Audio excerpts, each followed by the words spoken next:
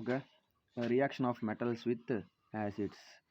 Reaction of metal with acids. So metals అనేవి వాటర్తో ఎలా రియాక్ట్ అవుతాయి? మెటల్స్ అనేవి యాసిడ్తో ఎలా రియాక్ట్ అవుతాయి? సో అన్ని మెటల్స్ అనేవి రియాక్ట్ అవ్వవు. కొన్ని మెటల్స్ మాత్రమే ఇవి రియాక్ట్ అవుతాయి. అంటే ఎగ్జాంపుల్ ఎలాంటివి? So copper, aluminium, gold, platinum ఇలాంటివి తప్ప అన్ని మెటల్స్ యాసిడ్స్తో రియాక్ట్ అవుతాయి. ఏ యాసిడ్స్తో రియాక్ట్ అవుతాయి?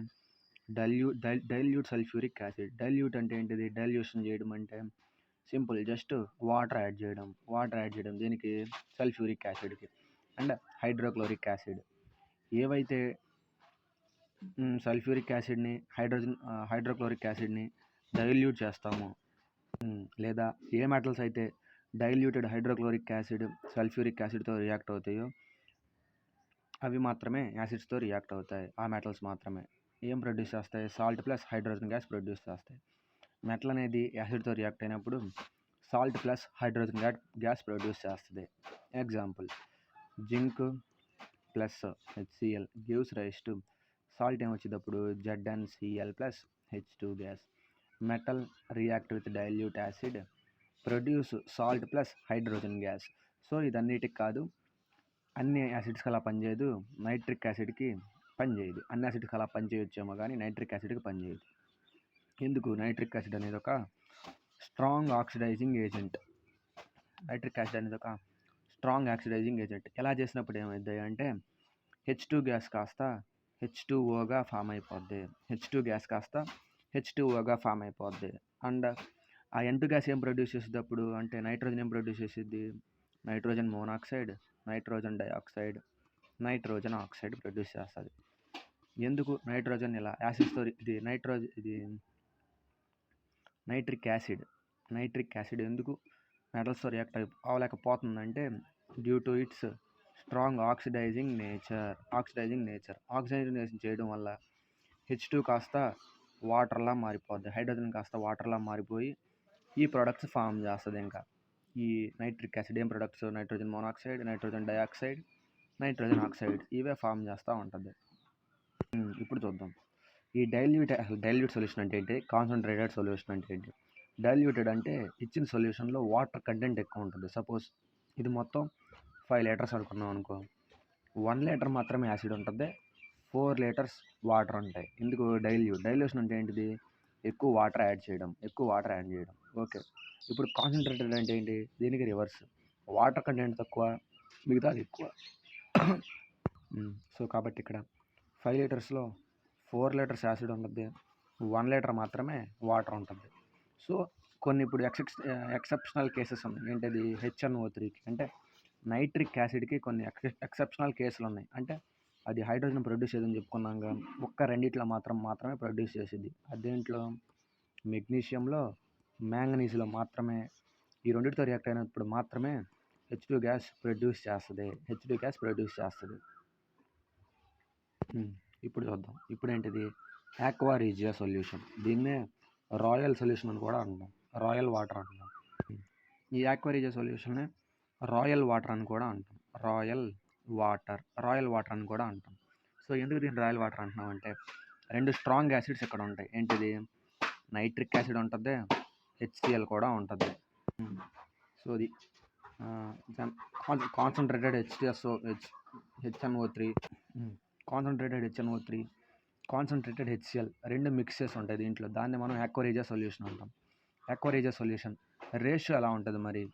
1 part HNO3 ఉంటే 3 parts HCl ఉంటుంది. సో అప్పుడు ఆక్వా రీజియా రేషియో ఎంత అని అడుగుతాడు. 1:3. HCl content 3 parts, HNO3 content 1 part. HNO3 అంటే నైట్రిక్ యాసిడ్. మరి ఎందుకు? దీని యొక్క లక్షణాలు ఏంటంటే highest corrosive in nature. Coercive nature అంటే తెలుసుగా మనకి. సో రియాక్టివిటీ ఎక్కువ ఉంటుంది బయట వాటితో రియాక్టివిటీ చాలా ఎక్కువ ఉంటుంది కాబట్టి దీన్ని హైలీ కొరోజివ్ లేదా హైయెస్ట్ కొరోజివ్ ఇన్ నేచర్ అంటాం. దాని తర్వాత ఇది ఎందుకు వాడతారు? Aqua regia is used to dissolve gold and platinum. చాలా important. Aqua regia is used to gold and platinum. Aqua regia ఇంకో పేరు ఏం పేరు అంటాం? Royal water. Ratio 1:3 ratio. So reaction of metals with the solution of other metal salts అంటే ఒక metal వేరే metal సాల్ట్‌తో react అయినప్పుడు మనకి ఖచ్చితంగా మెటల్ సాల్టే వచ్చిద్ది. మళ్ళీ మెటలే ఉంటది. ఎగ్జాంపుల్ డిస్ప్లేస్‌మెంట్ రియాక్షన్ ఇది. డిస్ప్లేస్‌మెంట్ రియాక్షన్ చూద్దాం. ఇప్పుడు ఏం తీసుకుందాం? Cu తీసుకుందాం. కాపర్ మెటల్ తీసుకొని AgNO3 silver nitrate. AgNO3 silver nitrate. So అప్పుడేమొచ్చింది డిస్ప్లేస్‌మెంట్ రియాక్షన్ అప్పుడు మనకు తెలిసి సో ఈ Cu ఇక్కడ డిస్ప్లేస్ అయ్యిద్ది. Au బయట ఉంటుంది. అదే డిస్ప్లేస్‌మెంట్ రియాక్షన్ అంటే CuNO3 ట్వైస్ ప్లస్ EAg ఇదే వస్తుంది. డిస్ప్లేస్‌మెంట్ అయింది. జస్ట్ అదే metal react with metal salt gives rise to metal salt plus metal. Metal gives plus metal salt equal to gives rise ఏమొస్తుంది అంటే metal salt plus metal. So ఇప్పుడు chemical properties of non metals అంటే non metal యొక్క chemical properties ఏంటి, so అవి ఎలా behave చేస్తాయి, అవి వేరే వాటి తేడా రియాక్ట్ అవుతాయో చూద్దాం. First react with oxygen. So ఇవి ఆక్సిజన్తో రియాక్ట్ అవుతాయి అంటే non metals do not react with water, steam and dilute acids. Non metals అనేవి వాటర్తో కానీ స్టీమ్తో కానీ డైల్యూట్ యాసిడ్తో కానీ రియాక్ట్ అవ్వవు. ఎందుకు అంటే they act as electron acceptors అంటే ఏంటి, నెగిటివ్ పవర్లో ఉంటాయి. నెగిటివ్ పవర్లు అంటే అప్పు తెచ్చుకోవాల్సిన సిచ్యువేషన్లో ఉంటాయి. ఎవరిని ఇస్తే తీసుకుంటాయి. అంటే యాక్సెప్టర్ అంటే అదే కదా, ఇస్తే తీసుకోవడం. ఒకవేళ మనం హీట్ కనుక చేస్తే so but on heating they readily form oxides. అంటే మనం హీట్ కనుక చేస్తే వీటిని అంటే నాన్ మెటల్ హీట్ కనుక చేస్తే అవి ఆక్సైడ్స్ ఫామ్ చేస్తాయి. వేటితో? కాన్సన్ట్రేటెడ్ యాసిడ్స్తో. మనకి నాన్ మెటల్స్ని కాన్సన్ట్రేటెడ్ యాసిడ్స్తో కలిపి కనుక హీట్ చేస్తే అప్పుడు నాన్ మెటల్ ఆక్సైడ్స్ అనేవి ఫామ్ అవుతాయి అంట. చూద్దాం. సో ఇప్పుడు చూద్దాం. సల్ఫర్ ఏంటి మనకి non metal. So non metals అనేవి కాన్సన్ట్రేటెడ్ యాసిడ్స్. HNO3 అంటే నైట్రిక్ యాసిడ్. సల్ఫర్ అనేది కాన్సన్ట్రేటెడ్ యాసిడ్స్తో కలిసినప్పుడు హీట్ కనుక చేస్తే మనకి యాసిడ్ అనేది ప్రొడ్యూస్ అవుద్దంట. యాసిడ్ H2SO4 ప్రొడ్యూస్ అయింది, NO2 నైట్రోజన్ గ్యాస్ ప్రొడ్యూస్ అయింది, H2O వాటర్ ప్రొడ్యూస్ అయింది. మనం తెలుసుకోవాల్సింది సింపుల్. నాన్ మెటల్స్ అనేవి కాన్సన్ట్రేటెడ్ యాసిడ్స్తో రియాక్ట్ అయినప్పుడు వాటిని మనం హీట్ చేస్తే వాటి యొక్క ఆక్సైడ్స్ ఫామ్ అవుతాయి. సో ఇవి మనం నేర్చుకుందాం. సో ఇప్పుడు reaction between metals and non metals చూద్దాం. సో ఇప్పుడు చూద్దాం reaction of metals and non metals. So ఇలా మెటల్స్ నాన్ మెటల్స్ అనేవి రియాక్ట్ అయినప్పుడు మనకి అయానిక్ బాండ్ అనేది ఫామ్ అయ్యింది. అయానిక్ బాండ్ అంటే ఏంటి? అయాన్ ద్వారా ఫామ్ అయ్యే బాండ్ అనమాట. సో ఫస్ట్ చూద్దాం NaCl ఎలా ఫామ్ అయ్యిద్ది అసలు. ఫస్ట్ సోడియం మెటల్ తీసుకున్నాం. సో అయాన్ తీసుకున్నాం. సోడియం అయాన్ అంటే పవర్ ఏముంటుంది?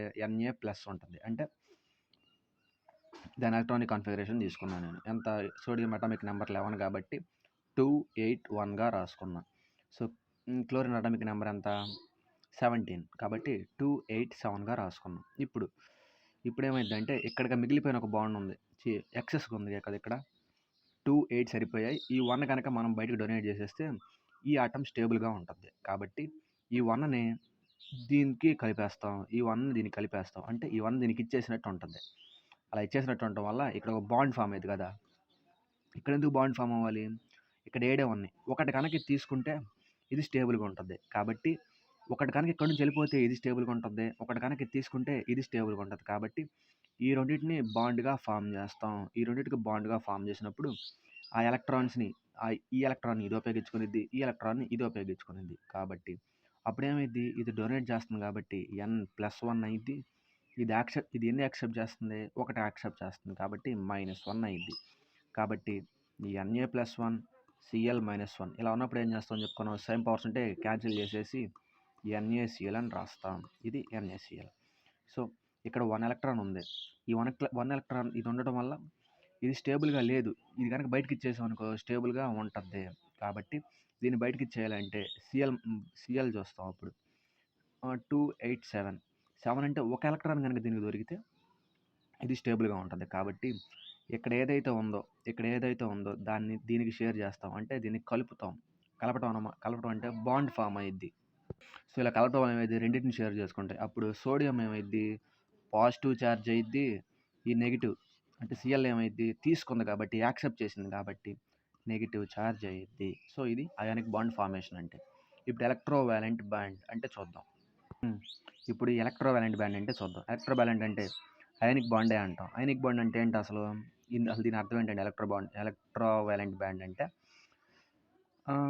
ఇది ఎలా ఫామ్ అవుతుందంటే ఒక యాటమ్‌లో ఉన్న ఎలక్ట్రాన్స్ అన్నీ అంటే ఒక యాటమ్‌లో ఉన్న ఎలక్ట్రాన్స్ కంప్లీట్‌గా వేరే యాటమ్‌లోకి ఎళ్ళిపోతాయి. అంటే సపోజ్ ఇక్కడ ఒక ఎక్స్‌ట్రా ఉంది. వేరే యాటమ్‌లోకి ఎళ్ళిపోయినాయి అనుకో complete transfer of electrons from one atom to another atom. So, అప్పుడు దాన్నేమంటాం?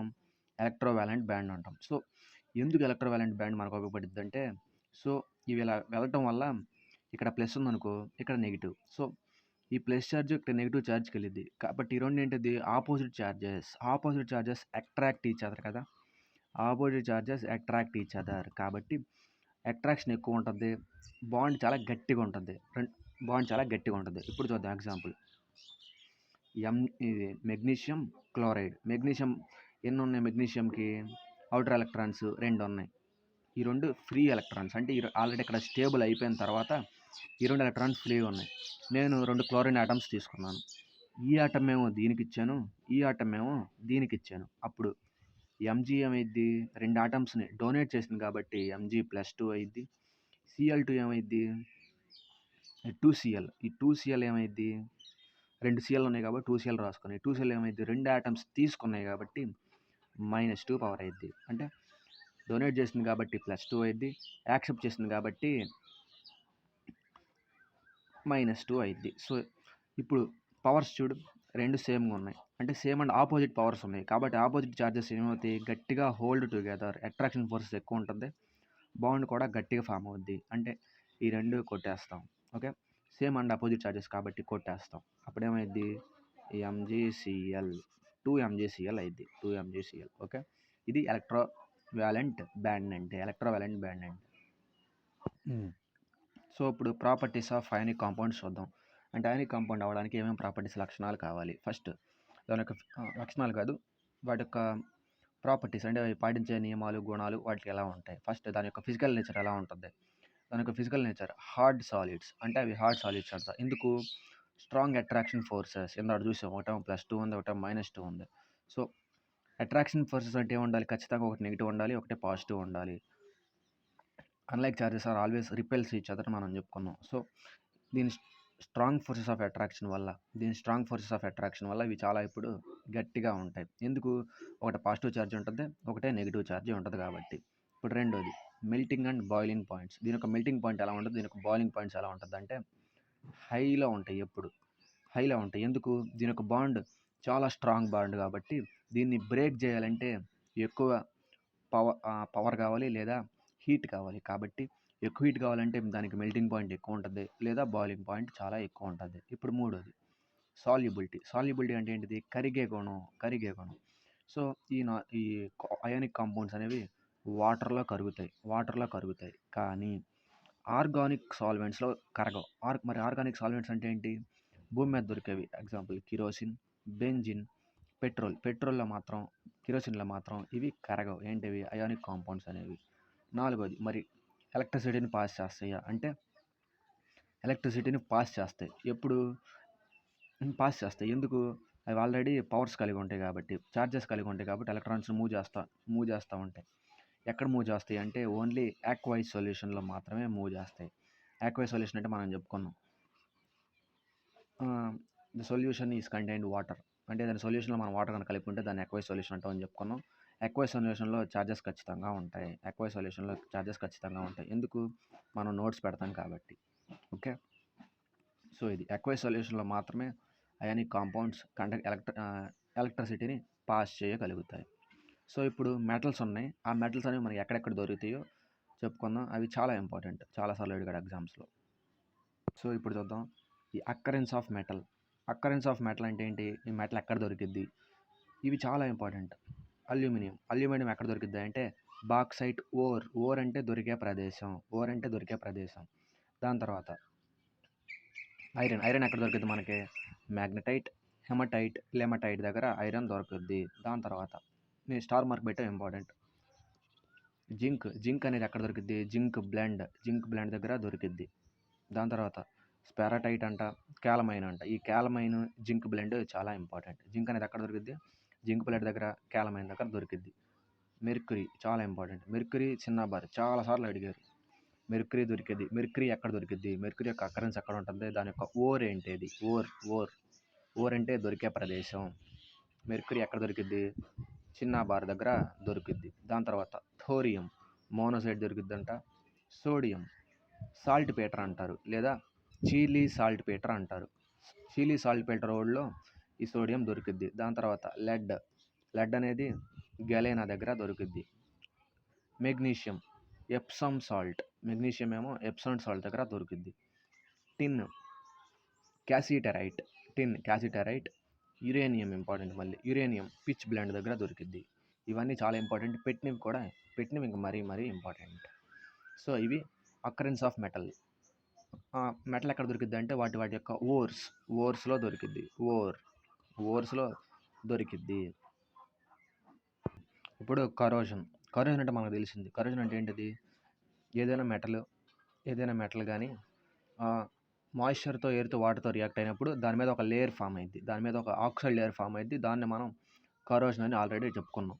ఇప్పుడు ఇది కరోజన్ సిల్వర్ మీద ఎఫెక్ట్ అయ్యిద్ది అంటే అయ్యిద్ది. ఎలా? సిల్వర్ వాడుతూ ఉండగా సిల్వర్ మీద ఒక బ్లాక్ కోటింగ్ వస్తుంది. సిల్వర్ మీద ఒక బ్లాక్ కోటింగ్ వస్తుంది. ఎందుకు? ఈ సిల్వర్ అనేది బయట ఉన్న సల్ఫర్తో రియాక్ట్ అయ్యిద్ది. సల్ఫర్ అంటే ఎయిర్లో సల్ఫర్ కంటెంట్ ఉంటుంది. SO2 సల్ఫర్ కంటెంట్ ఉంటుంది. దాంతో రియాక్ట్ అయినప్పుడు ఇదేమైద్ది? సిల్వర్ సల్ఫైడ్ అయ్యిద్ది. సో దాన్నే మనం ఇలా బ్లాక్ కోటింగ్ రావడాన్ని మనం టార్నిషింగ్ ఆఫ్ సిల్వర్ అంటాం. ఎందుకు సిల్వర్ వాడుతున్న కొద్దీ అంటే మనం ఒంటి మీద వేసుకున్న కొద్దీ, లేదా చేతులకి అన్ని పెట్టుకుంటారు కదా, ఎందుకు నల్లబడుతుంది అంటాం? ఎందుకు? ఈ కరోజన్ వల్ల. ఇప్పుడు సెకండ్ది కాపర్. అంటే రాగి వస్తువులు బయట పెట్టినప్పుడు ఏమవుతుందంటే కొన్ని రోజులకి దాని మీద గ్రీన్ కోటింగ్ వచ్చేస్తుంది. ఈ గ్రీన్ కోటింగ్ దేనికి కారణం అంటే కరోజన్కి. ఎందుకు? బయట పెట్టడం వల్ల, రియాక్ట్ అవ్వడం వల్ల కాపర్ కార్బోనేట్ అనే లేయర్ దీని మీద ఫామ్ అయిపోయింది, కాపర్ మీద.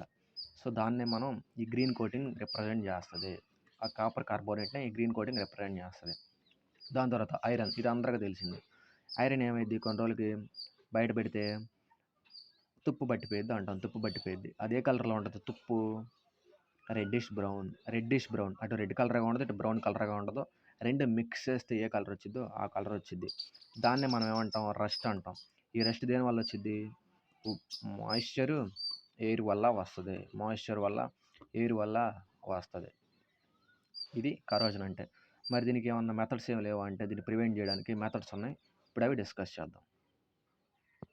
సో ఈ ప్రివెన్షన్ మెథడ్స్ ఏంటి? కరోజన్ ప్రివెన్షన్ మెథడ్స్ ఏంటంటే గ్యాల్వనైజేషన్. ఈ గ్యాల్వనైజేషన్ ఏంటంటే మెటల్ మీద జింక్తో పోత పోయడం అంటాం. అంటే మనం ఇప్పుడు కీస్ చూస్తాం. కీస్ కొన్ని ఏ కలర్లో ఉంటాయి? ఎల్లో కలర్లో ఉంటాయి. ఎందుకు? అది గ్యాల్వనైజ్డ్ కీ అని అర్థం. ఎందుకు? దాని మీద తుప్పు పట్టకుండా ఈ కీకి పూత పూసారు జింక్. సపోజ్ ఇది మెటల్ అనుకో, గ్యాల్వనైజ్ చేసిన తర్వాత మెటల్ మీద ఇలా జింక్ పోతూ ఉంటుంది. సో అది గ్యాల్వనైజేషన్. ఎందుకు వాడతారు ఈ గ్యాల్వనైజేషను? To prevent corrosion. దాని తర్వాత యానోడైజింగ్ అంటే ఏంటంటే అల్యూమినియంకి కొన్ని డిఫరెంట్ లేయర్స్ యాడ్ చేస్తారు. దీని మీద ఎలా? ఎలక్ట్రోకెమికల్ ప్రాసెస్ ద్వారా. ఇది యానోడ్, ఇది క్యాథోడ్ కదా. ఈ ప్లేస్లో అల్యూమినియం పెట్టేసి డిఫరెంట్ టైప్స్ ఆఫ్ ఆక్సైడ్స్ తుప్పు పట్టకుండా వీటిని యాడ్ చేయడం వల్ల ఏమైద్ది? దీని మీద ఒక లేయర్ ఏర్పడిపోయింది. కాబట్టి ఎయిర్ దీంతో రియాక్ట్ అవ్వలేదు కాబట్టి యానోడైజింగ్ అల్యూమినియంకి ఎక్కువ చేస్తారు. ఈ అల్యూమినియం ఎక్కడ వాడతారు అంటే ఎయిర్ క్రాఫ్ట్ ఇండస్ట్రీస్. ఈ యానోడైజింగ్ చేసిన అల్యూమినియం ఎక్కడ వాడతారు? Air craft industries. చాలా ఇంపార్టెంట్. ఎయిర్ క్రాఫ్ట్ ఇండస్ట్రీస్లో వాడతారు ఎక్కువ. ఇప్పుడు ఫార్మేషన్ ఆఫ్ ఎల్లాయిస్ చూద్దాం. ఎల్లాయిస్ అంటే ఏంటి? 2 or more మెటల్స్ మిక్స్ చేసినప్పుడు ఫామ్ అయ్యే కొత్త ప్రోడక్ట్ని మనం ఎల్లాయిస్ అంటాం. 2 or more ప్రొడక్ట్స్ని మిక్స్ చేసినప్పుడు, అంటే 2 or more metal products, non metals, 2 or more metal ప్రొడక్ట్స్ని మిక్స్ చేసినప్పుడు వచ్చే కొత్త ప్రోడక్ట్ని మనం ఎల్లాయిస్ అంటాం. ఈ ఎల్లాయిస్ చాలా ఇంపార్టెంట్. చాలా క్వశ్చన్లు అడిగాడు. ఫస్ట్ బ్రాస్ అంటే ఐ థాట్ ఇట్స్ ఇత్తడి. సో ఈ ఇత్తడి ఫామ్ అవ్వాలంటే ఏమేమి కలపాలి? కాపర్ కలపాలి, జింక్ కలపాలి. బ్రాస్ ఫామ్ అవ్వాలంటే కాపర్ ఉండాలి, జింక్ ఉండాలి. దాని తర్వాత బ్రాంజ్ అంటే కంచు. సో బ్రాంజ్ ఫామ్ అవ్వాలంటే కాపర్ ఉండాలి. ఎస్ఎన్ అంటే టిన్. ఎస్ఎన్ అంటే టిన్‌కి సింబల్ ఏంటిది? ఎస్ఎన్ అలా. సో ఈ సోల్డర్ అంటే ఏంటిది? వెల్డింగ్ చేసేటప్పుడు చిన్న ఒక రాడ్ ఉంటది చూసావా? ఈ రాడ్‌ని మనం సోల్డర్స్ అంటాం. అవి ఉండాలంటే ఏమేమి ఉండాలంటే టిన్ ఉండాలి, లెడ్ ఉండాలి. పీబీ అంటే లెడ్ కదా సింబల్. పీబీ అంటే సింబల్ ఏంటిది? లెడ్. సో సోల్డర్ ఫామ్ అవ్వాలంటే టిన్ ఉండాలి, లెడ్ ఉండాలి. దాని తర్వాత గంట ఫామ్ అవ్వాలంటే ఉండాలి, కాపర్ ఉండాలి, టిన్ ఉండాలి. వీటిలో ఇంపార్టెంట్ బ్రాంజు, బ్రాసు, ఈ గన్ మెటల్ ఫామ్ అవ్వాలంటే ఉండాలి, కాపర్ ఉండాలి, జింక్ ఉండాలి, టిన్ ఉండాలి. ఈ స్టెయిన్లెస్ స్టీలు, ఈ నిక్రోమ్ చాలా సార్లు అడిగాడు క్వశ్చన్లు. ఈ రెండు 1, 2, ఈ 3, ఈ 4 ఇంపార్టెంట్ చాలా. స్టెయిన్లెస్ స్టీల్ ఫామ్ అవ్వాలంటే ఏమేమి ఉండాలి? ఐరన్ ఉండాలి, నిక్రోమ్ ఉండాలి, క్రోమియం ఉండాలి, కార్బన్ ఉండాలి. ఐరన్ ఉండాలి, నిక్రోమ్ ఉండాలి, క్రోమియం ఉండాలి, కార్బన్ ఉండాలి. సో ఇప్పుడు నిక్రోమ్ కాదు, ఇది నికెల్. దాని తర్వాత నిక్రోమ్ ఫామ్ అవ్వాలంటే ఏముండాలి? దీంట్లోనే ఉండాలి ఎన్ఐ అంటే నికెల్, క్రోమ్ అంటే క్రోమియం. సో నికెల్, క్రోమియం కన్ఫామ్గా ఉండాలి. ఎంఎన్ అంటే మ్యాంగనీస్, ఎఫ్ఈ అంటే ఐరన్. సో ఇవి చాలా ఇంపార్టెంట్ అలాయ్స్. దాని తర్వాత వైట్ గోల్డ్ ఫామ్ అవ్వాలంటే ఉండాలి, ఖచ్చితంగా గోల్డ్ ఉండాలి, నికెల్ ఉండాలి, platinum, I think it's palladium ఉండాలి. సో గోల్డ్ ఎక్కువ కంటెంట్ ఉండాలి. ఇవి ఫార్మేషన్ ఆఫ్ ఎల్లాయిస్ అంటే ఏంటిది? 2 ఆర్ మోర్ మెటల్స్ కలిస్తే వచ్చే కొత్త మెటలే ఈ alloys. Main brass, stainless steel, nichrome, ఈ 4 చాలా important. Okay. So steps involved in extraction of metals. అంటే మనకు మెటల్స్ దొరికినవి బాగానే ఉన్నాయి. అవి భూమిలో నుంచి తీయడానికి ఎలాంటి మెథడ్స్ వాడతారు అంటే దానికి ఒక ప్రాసెస్ ఉంది. దాన్ని ఏమంటామంటే మెటలర్జీ అంటే it is the study of science which deals with extraction of metals from their ores. Extraction of metals from their ores is called metallurgy. So ఇక్కడ కొన్ని ఫ్యాక్ట్స్ తెలుసుకోవాలి మనం. టైటానియం అనే మెటల్ని బోట్ మేకింగ్కి వాడతారు, బోట్స్ తయారు చేయడానికి. ఎందుకు? ఈ టైటానియం అనేది సీ వాటర్తో రియాక్ట్ అవ్వదు, కొరిజన్ జరగదు. కాబట్టి ఈ టైటానియం అనే మెటల్ వాడతారు దేనికి? బోట్ మేకింగ్కి. దాని తర్వాత వైట్ గోల్డ్ ఎందుకు తయారు చేస్తున్నారంటే ప్లాటినంకి ఒక రెప్లికా అంటే ఏంటిది? డూప్లికేట్ లాగా, అలా సేమ్ అలానే ఉంటుంది వైట్ గోల్డ్. దాని తర్వాత జ్యువెలరీ. మనం ఎప్పుడన్నా బంగారం షాప్కి వెళ్ళినప్పుడు 24 క్యారెట్ల బంగారం రా అంటారు. అది తప్పు. దాంట్లో మొత్తం బంగారం ఉండదు, 22 క్యారెట్లు మాత్రమే బంగారం ఉంటుంది. మిగతా 2 కాపర్ ఉంటుంది. 24 క్యారెట్స్ గోల్డ్ అంటారు. 24 క్యారెట్స్లో 22 క్యారెట్స్ మాత్రమే గోల్డ్ ఉంటుంది, 2 క్యారెట్స్ కాపర్ ఉంటుంది. సో అమాల్గమ్ అంటే ఏంటి మరి? అమాల్గమ్ అనేది ఒక ఎల్లాయ్. అది మెర్క్యూరీతో పాటు వేరే ఎలిమెంట్స్ని కలిపితే ఈ అమాల్గమ్ వస్తుంది. సో ఇప్పుడు ఈ ఓర్ నుంచి మనం మెటల్ ఎక్స్ట్రాక్ట్ చేస్తాం. ఏమొచ్చింది అప్పుడు? ఓర్ యొక్క టోటల్ కాన్సన్ట్రేషన్ వచ్చింది. దాన్ని మనం 3 భాగాలు విభజిస్తాం. ఏంటది? అది హైలో ఉందా, మీడియంగా ఉందా, లోగా ఉందా అని. ఒకవేళ హై అనుకో అంటే మెటల్ కంటెంట్ ఎక్కువ ఉందనుకో, అంటే మెటల్ కంటెంట్ రియాక్టివిటీ ఎక్కువ ఉందనుకో, మెటల్ యొక్క రియాక్టివిటీ, దాన్ని హై కంటెంట్లో పడేస్తాం. మీడియంగా ఉంటే మీడియం రియాక్టివిటీలో పడేస్తాం. లో ఉంటే లో రియాక్టివిటీలో పడేస్తాం. ఇప్పుడు హై ఉంది కాబట్టి మనం దాన్ని ఎలక్ట్రోలైసిస్ చేసేసాం అనుకో, మనకి ప్యూర్ మెటల్ వచ్చేస్తుంది. ఎలక్ట్రోలైసిస్ అంటే ఏంటి? ఒక జార్లో ఇలా పెట్టేసి దాన్ని కరెంట్ పాస్ చేస్తే మెటల్ మొత్తం ఒకవైపు వెళ్ళిపోద్ది, రెసిడ్యూల్ అంటే మిగిలిపోయిన చెత్త మొత్తం ఒక సైడ్ ఉంటుంది కదా. సో అది ఎలక్ట్రోలైసిస్. ఎలక్ట్రో అంటే కరెంటు, లైసిస్ అంటే డివిజన్. కరెంట్ ద్వారా డివిజన్ చేసి ప్యూర్ మెటల్ ఎక్స్ట్రాక్ట్ చేయడాన్ని మనం ఎలక్ట్రోలైసిస్ అంటామని చెప్పుకున్నాం. సో హైలీ రియాక్టివ్ మెటల్స్ కనుక మనకి ఓర్లో కనుక దొరికితే జస్ట్ ఎలక్ట్రోలైసిస్ చేస్తే సరిపోద్ది.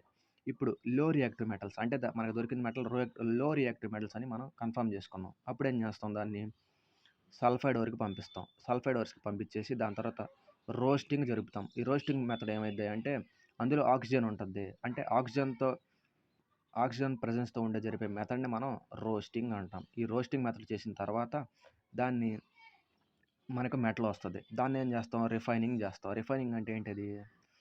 వచ్చిన దాన్ని ఇంకా ఆ మెటల్ని దాన్ని ఏమంటాం? క్లీన్ చేసేసి దాన్ని పంపిస్తాం. అప్పుడు మెటల్ మనకి ప్యూరెస్ట్ ఫామ్ ఆఫ్ మెటల్ వచ్చేస్తుంది. ఒకవేళ మీడియం అయితే ఇదే పెద్ద టాస్క్. ఒకవేళ మీడియం అయితే దొరికింది, మీడియం దొరికింది. దాన్ని మనం 2 రకాలుగా విభగొడతాం. అది కార్బోనేట్ ఓర్ అనుకో, దానికి కాల్సినేషన్ చేస్తాం. కాల్సినేషన్ ప్రాసెస్ అంటే ఏంటది? దాంట్లో ఆక్సిజన్ ఉండకుండా చేసే రియాక్షన్‌ని మనం కాల్సినేషన్ చేస్తాం. ఒకవేళ సల్ఫైడ్ ఓర్ దొరికిందనుకో, దానికి మనం రోస్టింగ్ చేస్తాం అని చెప్పుకున్నాం. రోస్టింగ్ అంటే ఏంటిది? ఆక్సిజన్ నుంచి రియాక్షన్ జరపటం. ఇలా చేయడం వల్ల ఏమైద్దంటే మనకి మెటల్ ఆక్సైడ్ అనేది ఫామ్ అయ్యిద్ది. మెటల్ ఆక్సైడ్స్ అనేది ఫామ్ అయ్యిద్ది. సో, ఆక్సైడ్ ఉంది. ఆక్సైడ్ చేసే మనం దాన్ని రిడక్షన్ చేస్తాం. ఎందుకు? ఉన్న ఆక్సిజన్ తీసేయాలి అక్కడి నుంచి. రిమూవల్ ఆఫ్ ఆక్సిజన్ ఏంటది? రిడక్షన్ ప్రాసెస్ కదా! రిడక్షన్ అంటేనే అది రిమూవల్ ఆఫ్ హైడ్రోజన్. ఇప్పుడు పీబీఓ ఉంది. రిడక్షన్ చేసామనుకో ఈ ఓ తీసేస్తాం. ఈ ఓ బయటకు వచ్చేసిద్ది. అప్పుడేమొచ్చింది మనకి ఇక్కడ రిడక్షన్ చేసిన తర్వాత ప్యూర్ మెటల్ పీబీ అనేది వచ్చేస్తుంది. లెడ్. నేను ఎగ్జాంపుల్ చెప్పాను. సో, అది ఈ మీడియం.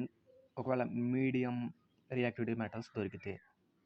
ఇప్పుడు ఎలక్ట్రానిక్ రిఫైనింగ్ అంటే ఏంటో చూద్దాం. ఎలక్ట్రానిక్ రిఫైనింగ్ అంటే ఏంటంటే సో, ఇంప్యూర్ మెటల్స్ తీసుకుంటాం. ఇంప్యూర్ మెటల్స్ ఇంకో ప్యూర్ మెటల్ తీసుకుంటాం. ఇంప్యూర్ మెటల్‌నేమో యానోడ్ దగ్గర కనెక్ట్ చేస్తాం. ప్యూర్ మెటల్‌నేమో క్యాథోడ్ లాగా పెడతాం. సో, కరెంట్ పాస్ చేసి ఎలక్ట్రానిక్ రిఫైనింగ్ అంటే ఏంటిది? కరెంట్ ఉండాలి కదా ఖచ్చితంగా. కాబట్టి కరెంట్ పాస్ చేస్తాం. అప్పుడేమైద్ది అంటే ఇది ఇంప్యూర్ మెటల్ కదా! దీంట్లో ఉన్న ప్యూర్ మెటల్ మొత్తం మెటల్ వైపు ట్రాన్స్‌ఫర్ అయిపోతా ఉంటది. మెటల్ వైపు ట్రాన్స్‌ఫర్ అయిపోతా ఉన్నప్పుడు మెటల్ మొత్తం దీనికి అతుక్కుంటది. దీంట్లో ఉన్న చెత్త మొత్తం ఈ కింద అతుక్కుపోద్ది. కాబట్టి ప్యూర్ మెటల్ ఏమో క్యాథోడ్ దగ్గర ఉంటది. రెసిడ్యూయల్ ఏమో అంటే వేస్ట్ మొత్తం యానోడ్ దగ్గర ఉంటది. సో, ఆ వేస్ట్ మొత్తాన్ని మనం ఏమంటాం అంటే యానోడ్ మడ్ అంటాం. సో, ఇది ఎలక్ట్రానిక్ రిఫైనింగ్ అంటే ఇది. సో, ఇంకొక పాయింట్ చెప్పాలి. Thermite reaction. ఈ థర్మైట్ రియాక్షన్ అంటే ఏంటి? థర్మైట్‌లోనే ఉంది. థర్మైట్‌లోనే ఉంది. థర్మ్ అంటే ఏంటిది? హీటింగ్. ఏదైనా మెటల్ ఆక్సైడ్‌ని అల్యూమినియంతో గనక యాడ్ చేసినప్పుడు మనకు అల్యూమినియం ఫామ్ అయ్యిద్ది హీట్ చేసినప్పుడు. ఖచ్చితంగా ఇక్కడ అల్యూమినియమే ఉంటది. దేంట్లో మెయిన్ కాంపోనెంట్ ఏంటి థర్మైట్ రియాక్షన్‌లో? అల్యూమినియం. సో, ఇలా ఉండటం వల్ల మాక్సిమం హీట్ ప్రొడ్యూస్ అయ్యిద్ది. ఎగ్జాంపుల్ ఏందంటే రైల్వే ట్రాక్స్ జాయిన్ చేస్తారు కదా! దేని ప్రాసెస్ అంటే దేనికి ఎగ్జాంపుల్ అంటే అది థర్మైట్ రియాక్షన్‌కి ఎగ్జాంపుల్. Exothermic nature. వేడి ఎక్కువ ఉంటే ఇనుము కరిగిద్ది. గబక్కన అంటించేస్తారు. వేడి ఎక్కువ ప్రొడ్యూస్ అయ్యిద్ది ఇక్కడ థర్మైట్ రియాక్షన్‌లో. సో, ఇది metals and non metal lessons. Okay then. Bye.